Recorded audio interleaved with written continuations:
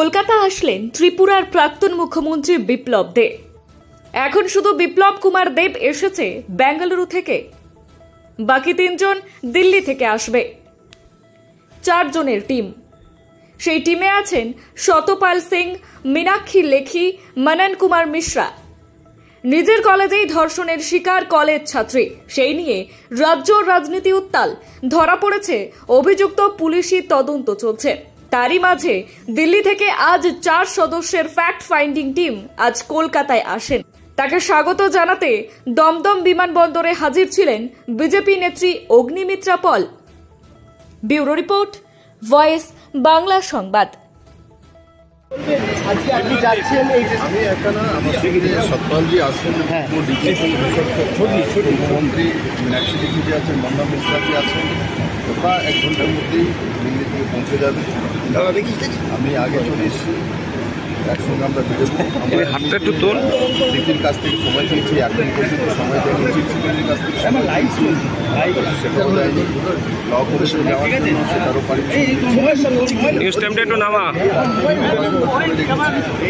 উনি হাতরাসে টিম পাঠাতে পারেন, গাঁওতে টিম পাঠাতে পারেন, কিন্তু যখন ভারতীয় জনতা পার্টি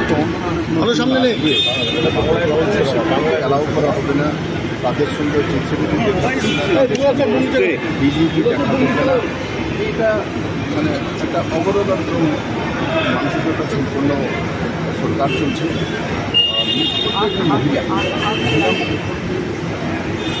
জায়গাতে লাগাতার একের পর এক রেট হচ্ছে, আর তাও এমন মেডিকেল কলেজে হচ্ছে, ল কলেজে হচ্ছে, আর তার সঙ্গে তাদের নেতাদের রিপাবলিক বুমটা ঘুরিয়ে নাও, নাহলে আসছে তোমারটা ভালো লাগছে। হ্যাঁ, ঠিক আছে। এটা তো সিপিএমের লোক ছিল, সন্দেশকালীতে তো এটা তো চলতেই থাকে। তারপরে যদি ডেমনস্ট্রেশনটায় তাহলে ষড়যন্ত্র করছে, তাদের হাত পা দিয়ে দেবে, এই যে মানসিকতা সরকারের ইচ্ছা, তার কারণে এই লাগাতার বাংলাতে ঘটছে। আর সবচেয়ে বড় বিষয় হচ্ছে এই বুমটা একটু সরাও না, বাংলাতে মহিলারা সুরক্ষিত না, সেখানে নকলেই সুরক্ষিত না হতে পারে। এটা লস করে এখানে পরে উকিল হবে, অন্যের জন্য লড়াই করবে, সেখানেই রেট করে দেওয়া হয়। বাংলার মধ্যে মহিলাদের কোনো নিরাপত্তা, এখানে নিরাপত্তা একদম নেই। আর সবচেয়ে আমি বারবার দুর্ভাগ্য যে বাংলাতে মুখ্যমন্ত্রী রঞ্জিত একজন মহিলা ঘটিয়েছেন, শ্লীলতাহানির অভিযোগ ছিল, নন বেলেবল সেক্টর ছিল, তারপরেও গ্রেফতার হয়নি, পুলিশকেও মারধর করেছেন। তৃণমূলের 2013 থেকে ওর কাহিনী আছে। পশ্চিমবাংলা সরকারের ক্যামেরা থেকে সমস্ত নেতাগুলির সঙ্গে ওর ছবি প্রমাণিত করে। আর সে তৃণমূলের ছাত্র সমিতির সম্পাদক। দাদা একটু ইয়েটা কেটে দিন, তো আমার ফোনটা কেটে দিন, সমস্ত একটু ফোনটা কেটে দাও। তো তৃণমূলের সঙ্গে যুক্ত আছে এবং এরা পেশাদার। ঠিক আছে, বোনটা ঘোরাও, তোমার বোনটা আসছে না।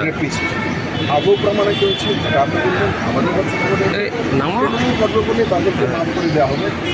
এই ধরনের মানসিকতা নিয়ে একটা মহিলা যদি রাজ্যের মধ্যে এই পরিস্থিতি তৈরি করেছে, তো স্টেট কনসার্ন। কাকে রিপোর্ট দেবেন? ব্যবহার করতে চাইছেন, এর আগে আরজি করকেও আপনারা ইলেকশন পারপাস এনক্যাশ করতে চেয়েছিলেন, শাসক দলকে কিছু বলতে চান? মমতা ব্যানার্জি যে আন্দোলন করেছিল আমার লাইফ সিঙ্গুরে ইলেকশনের জন্য করেছিল, হয়তো করেছে কৃষকের জন্য করেছিল।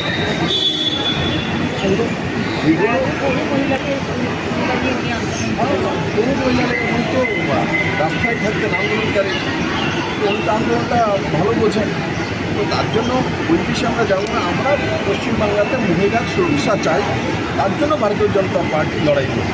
ঠিক আছে।